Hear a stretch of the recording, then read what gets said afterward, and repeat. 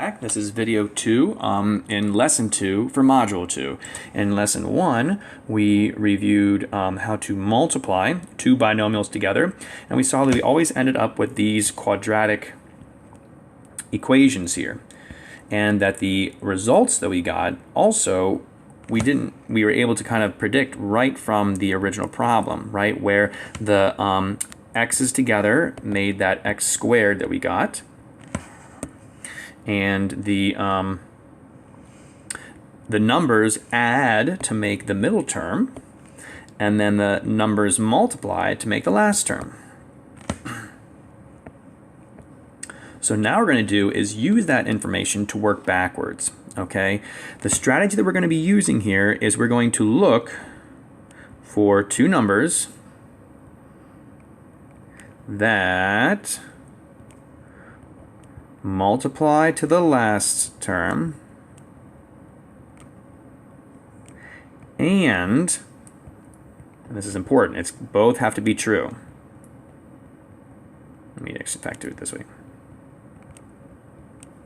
Add to the middle term.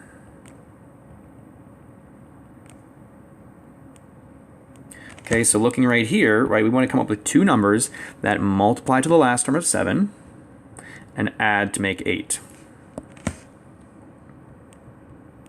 Okay, so strategically here, it's a good idea to start with numbers that multiply to make 7. Why? Because there's way fewer combinations of numbers that multiply to make 7 than there are combinations of numbers that add to make 8. And then when we say numbers, we're talking about integers, so positive and negative kind of numbers, no fractions or anything like that. Okay.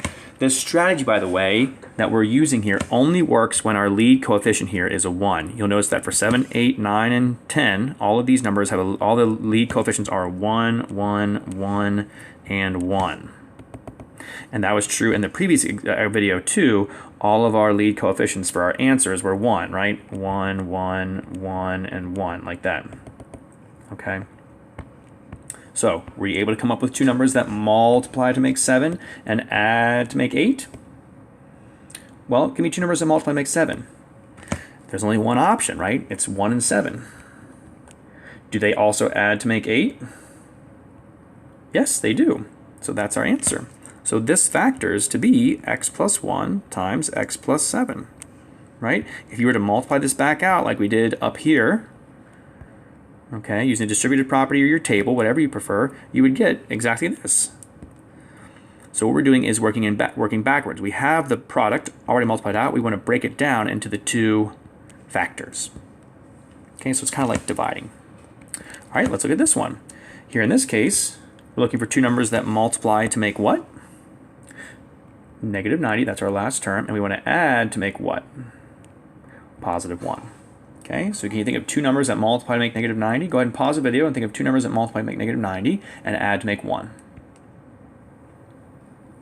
Okay, so there's lots of options here that multiply to make 90, right? Or not lots, but there's several, right? We could do like 3 and negative 30.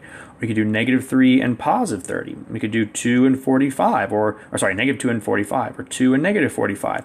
But none of these add up to make that 1 that we're looking for as well. There's another combination though, and that's basically what you're going to be doing here in this case. Is kind of, I don't want to say guessing and checking, because we're not really guessing. We're doing like educated guessing, smart guessing, but still kind of guessing. So in this case, it's going to be a negative 9 and a positive 10.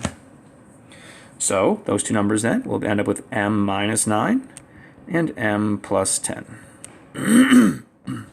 Okay, go ahead and try 9 and 10 on your own. See if you can come up with two numbers that multiply to make 40 and add to make negative 13, or multiply to negative 100 and add to make 99. Okay, for this one, it's going to be negative 8 and negative 5.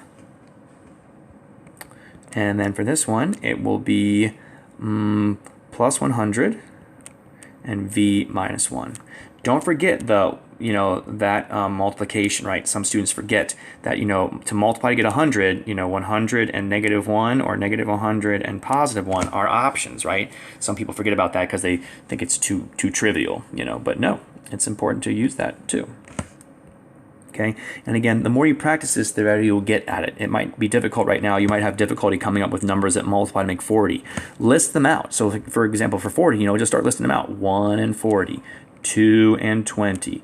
It doesn't divide by 3. It does divide by 4, 4 and 10, 5 and 8. And so on and so forth. Okay, this will help you out in trying to figure out what to do. Also with the signs, for example, if you're multiplying and you get a positive number, but you're adding and getting a negative number, well, if you multiply, if you have something times something and it's positive, but if you have something plus something and it's negative, that means both of these two numbers have to be negative, because a negative times a negative will give you a positive, and a negative plus a negative will give you a negative. So you'll learn some strategies there too, and ask your teacher for some guidance and some strategies for that too. Okay? In the next video, we'll tackle factoring quadratic expressions.